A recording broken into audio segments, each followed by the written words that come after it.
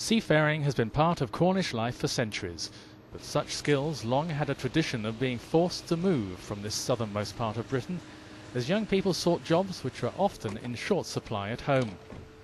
In tough economic times, a region such as Cornwall was especially hard hit.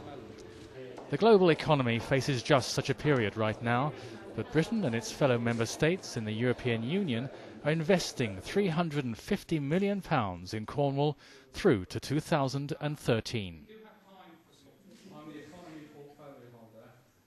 Across the European Union, member states want to achieve the best quality of life for individuals and families, recognising the new challenges and opportunities of a globalised economy.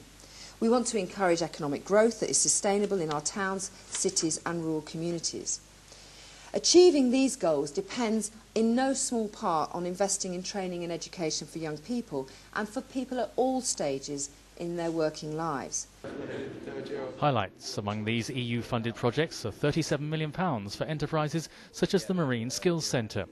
Here, apprenticeships are offered to local young people as part of a chain which then supports local industry. The aim is to ensure the local infrastructure for jobs is strengthened. It's quite a mix for the students. In an age when global issues very quickly become local issues, the EU has never been more important. The current global economic crisis could not be a better illustration of that. That's not to say that we must always agree with our European partners or that the EU can't do things better, but on what counts, steering our way through the global economic downturn, protecting our security, providing a sustainable future for our planet, we can achieve more by working within the EU than by acting alone. The dockyard shows an environment where engineering skills are developed. The belief that heavy industry should not be consigned to the history books is also part of a drive to harness the development of low-carbon technology to the need to meet climate change. Energy and climate security are two sides of the same coin. Tackling both is going to be crucial to a sustainable future. And the EU is leading the world in brokering a historic climate change agreement.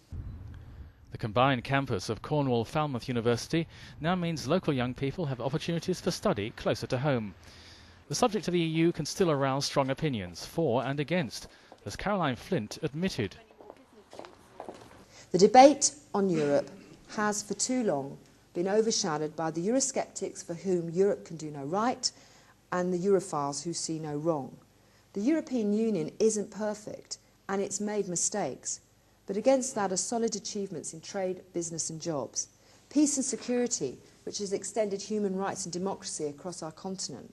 War criminals, human traffickers, drug lords brought to justice through law enforcement agencies working together. As consumers, we can better trust the food and goods we buy, enjoy lower mobile phone costs, and know that wherever we travel in the EU, if we become ill, health services are there for us. This EU-funded project began 2 years ago and will run through to 2013. As elsewhere in the European Union, such schemes seek to develop local talent to help communities and infrastructure maintain their lifelines, especially when the world economy is facing such current uncertainty.